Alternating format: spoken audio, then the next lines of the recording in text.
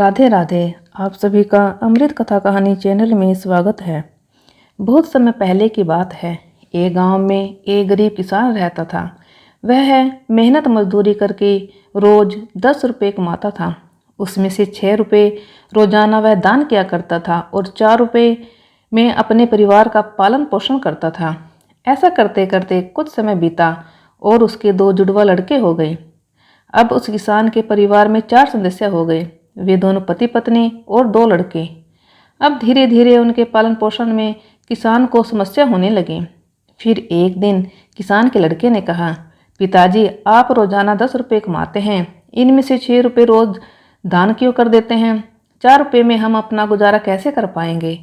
फिर किसान को चुपचाप देखकर उसकी पत्नी ने कहा, नहीं बेटा, ऐसी कोई बात नहीं है। पापा तो रोज 10 रुपये कमाते हैं पर 6 रुपये दान कर देते हैं। यह तुम्हारे लिए ही दान करते हैं, दूसरों के लिए नहीं। लेकिन वे दोनों लड़के इस बात को नहीं समझते थे, क्योंकि वे दोनों नन्हे नन्हे बालक थे। फिर कुछ समय बीता और किसान के दोनों लड़के 8 वर्ष के हो गए। और इधर किसान की एक दिन दिल का दौरा पड़ने से अचानक मौत हो गई। फिर किसान की पत्नी और उसके दोनों लड़कों को बड़ा दुख हुआ। फिर एक दिन किसान के दोनों लड़कों ने अपनी माँ से पूछा, माँ हमारे पिताजी कहाँ चले गए? माँ ने कहा, बेटो तुम्हारे पिताजी हमें छोड़कर भगवान शिव के पास चले गए। जब तुम्हारे पिताजी थे तो रोजाना 10 रुपये कमाते थे और 4 रुपये की बचत करके हमारा पालन पोषण करते थे। अब हमारा पालन पोषण कैसे होगा? कैसे हमारा पेट भरेगा? माँ ने अपने दोनों बेटों से कहा, बेटो जिस घर में गरीबी होती है उसका कोई सहायक नहीं होता सिवाय भगवान शिव के। बेटों ने कहा, माँ ऐसा मत सोचो, हम दोनों भाई भगवान शिव के पास जाएंगे और पापा को वहाँ से लेकर आएंगे। जहाँ भी पापा होंगे वहाँ से हम दोनों भाई उन्हें खोज कर लाएंगे। फिर अगले दिन किसान की पत्नी अपने दोनों लड़कों को घर पर छोड़कर गांव में काम करने के लिए चली जाती है। और उधर दोनों भाई सोचते हैं, क्यों ना हम कैलाश पर्वत पर भगवान शिव के पास चलें और अपने पिताजी को वापस लेकर आएं। ऐसा सोचकर अपने पिताजी को लाने के लिए दोनों भाई घर से निकल पड़े। फिर चलते चलते रास्ते में एक बहुत बड़ा बरगद का पेड़ आया। दोनों भाइयों ने सोचा, इस बरगद के पेड़ की छाया में बैठकर थोड़ा सा विश्राम कर लेते हैं। फिर दोनों भाई उस पेड़ की छाया में बैठकर कुछ ही देर बाद उस बरगद के पेड़ ने कहा, बेटो तुम कौन हो और कहाँ जा रहे हो? मेरी छाया में आज तक तुम्हारे जैसे कोमल बालक नहीं आए। फिर उन दोनों लड़कों ने कहा, हम किसान के बेटे हैं और अपने पिताजी को लाने के लिए कैलाश पर्वत पर भगवान शिव के पास जा रहे हैं। तब उस बरगद के पेड़ ने कहा, पुत्रों तुम मेरे लिए भी भगवान शिव से एक प्रश्न पूछ कर आना। मैं कई वर्षों से यहाँ पर लगा हुआ हूँ, लेकिन मेरा एक भी पत्ता नीचे नहीं गिरता है और न ही मेरी डालियाँ कभी सूखती हैं। मैं कितने वर्षों तक और यहाँ पर खड़ा रहूँगा? मैंने अपने पूर्व जन्म में ऐसा कौन सा पाप किया है जिस कारण से मुझे इस योनि से मुक्ति नहीं मिल पा रही है? इसका क्या कारण है? तब उन लड़कों ने कहा, ठीक है, हम भगवान शिव से तुम्हारा यह प्रश्न जरूर पूछ कर आएंगे। यह कहकर वे दोनों लड़के आगे चलने लगे। फिर चलते चलते रास्ते में उन्हें एक बहुत बड़ा सर्प मिला। उस सर्प को देखकर वे दोनों भाई डर गए और वहां से भागने लगे। तभी सर्प ने कहा कि हे बच्चों, मुझसे डरो मत और मुझे यह बताओ कि तुम कौन हो और कहाँ जा रहे हो? तब वे दोनों भाई उस सर्प के पास आए और हाथ जोड़कर कहने लगे, हे नाग देवता, हम दोनों किसान के पुत्र हैं और हम दोनों भाई हैं। हम दोनों कैलाश पर्वत पर भगवान शिव के पास अपने पिताजी को लाने के लिए जा रहे हैं। तब उस सर्प ने कहा कि बच्चों, तुम भगवान शिव से मेरा एक प्रश्न पूछ कर आना कि मैं कई वर्षों से यहाँ पर पड़ा हुआ हूँ और मेरे से चला भी नहीं जाता। मेरे शरीर में इतनी भी जान नहीं है कि मैं थोड़ा सा अभी चल फिर सकूं।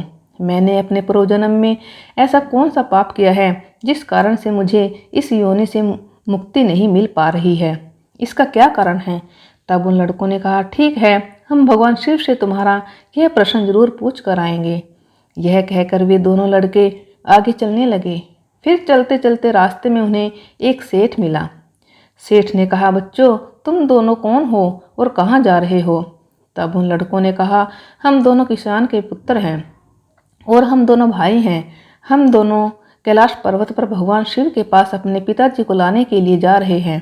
फिर उस सेठ ने कहा कि तुम भगवान शिव से मेरा एक प्रश्न पूछ कर आना कि मैं चलते हुए राहगीरों की प्यास बुझाने के लिए कई वर्षों से यहाँ पर कुआं खुदवा रहा हूँ, लेकिन इसमें पानी अभी तक नहीं निकला। मैंने अपने पूर्व जन्म में ऐसा कौन सा पाप किया है जिस कारण से इस कुएं में अभी तक पानी नहीं निकला? इसका क्या कारण है? तब उन लड़कों ने कहा, ठीक है, हम भगवान शिव से तुम्हारा यह प्रश्न जरूर पूछ कर आएंगे। यह कहकर वे दोनों लड़के आगे चलने लगे। फिर चलते चलते रास्ते में उन्हें बहती हुई एक नदी मिली। फिर धीरे धीरे दोनों भाई नदी पार करने लगे। चलते चलते उनके पैरों में एक मछली आई और कहने लगी, बच्चों, तुम दोनों कौन हो और कहाँ जा रहे हो? तुम दोनों बिना नाव के ही क्यों जा रहे हो? तब उन्होंने कहा कि नाव में बैठने के लिए हमारे पास पैसे नहीं हैं, क्योंकि हमारे पिताजी रोजाना 10 रुपये कमाते थे, जिसमें से रोजाना 6 रुपये दान कर देते थे और 4 पैसे हमारा पालन पोषण करते थे।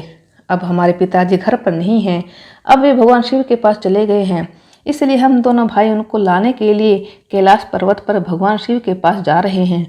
तब मछली ने कहा, बच्चों, तुम भगवान शिव से मेरा एक प्रश्न पूछ कर आना कि कई वर्षों से मैं इस नदी में ही भटक रही हूँ। मेरी 7 पीढ़ियाँ गुजर गई, परंतु मैं अभी तक इसी नदी में रह रही हूँ। मैंने अपने पूर्व जन्म में ऐसा कौन सा पाप किया है जिसके कारण से मुझे इस योनि से मुक्ति नहीं मिल पा रही है? इसका क्या कारण है? तब उन लड़कों ने कहा, ठीक है, हम भगवान शिव से तुम्हारा यह प्रश्न जरूर पूछ कर आएंगे। यह कहकर वे दोनों लड़के आगे चलने लगे। फिर चलते चलते दोनों भाई नदी के दूसरे किनारे पर पहुंच गए। दूसरे किनारे पर जाकर देखा तो एक मरा हुआ व्यक्ति पड़ा हुआ था।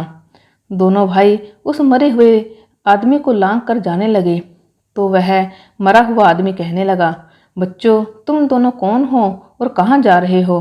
तब उन लड़कों ने कहा कि हम किसान के पुत्र हैं और हम दोनों भाई हैं। हम दोनों कैलाश पर्वत पर भगवान शिव के पास अपने पिताजी को लाने के लिए जा रहे हैं। फिर उस मृतक ने कहा कि तुम भगवान शिव से मेरा एक प्रश्न पूछ कर आना। मेरा शरीर कई वर्षों से इस नदी के किनारे पर ही है। कभी कभार पानी की हिलोरों से अंदर भी चला जाता है, लेकिन वापस बाहर निकलकर किनारे पर आ जाता है। न तो मेरा शरीर गलता है और न ही सड़ता है। इतने वर्षों से जैसे का तैसा ही है। मैंने अपने पूर्व जन्म में ऐसा कौन सा पाप किया है जिसके कारण से मुझे इस शरीर से मुक्ति नहीं मिल रही है? इसका क्या कारण है? तब उन लड़कों ने कहा, ठीक है, हम भगवान शिव से तुम्हारा यह प्रश्न जरूर पूछ कर आएंगे। यह कहकर वे दोनों लड़के आगे चलने लगे। फिर चलते चलते वे दोनों भाई कैलाश पर्वत पर भगवान शिव के पास पहुंच गए और हाथ जोड़कर भगवान शिव से दोनों भाई कहने लगे, हे भोलेनाथ, हमारे पिताजी कहाँ पर हैं? जब हमारे पिताजी घर पर थे तब वे रोजाना 10 रुपये कमाते थे, जिसमें से 6 रुपये तो रोजाना दान कर देते थे और 4 पैसे हमारा पालन पोषण करते थे। अब वे घर पर नहीं हैं तो हम दोनों भाई और हमारी माँ भूखे मर रहे हैं। आप उन्हें जल्दी से हमारे साथ हमारे घर पर भेज दीजिए। फिर भगवान शिव ने कहा, ठीक है, मैं तुम्हारे पिताजी को घर पर भेज दूंगा, पहले तुम दोनों भाई यहाँ पर बैठो। भगवान शिव ने उन दोनों लड़कों को अपने पास में बिठाया और उनको भोजन कराया और भोजन कराने के बाद पूछा कि तुम्हें और क्या चाहिए? फिर उन दोनों लड़कों ने रास्ते में जो जो मिले उनके प्रश्न भगवान शिव से पूछे। फिर भगवान शिव ने उन सब प्रश्नों का उत्तर दिया और कहा कि जाते समय उन सबको उनके उत्तर बताते जाना। फिर भगवान शिव ने कहा कि तुम दोनों अपने घर पर जाओ, तुम्हारी माँ तुम्हारी राह देख रही है, तुम्हारे पिताजी तुम्हारे घर पर पहुँच जाएंगे।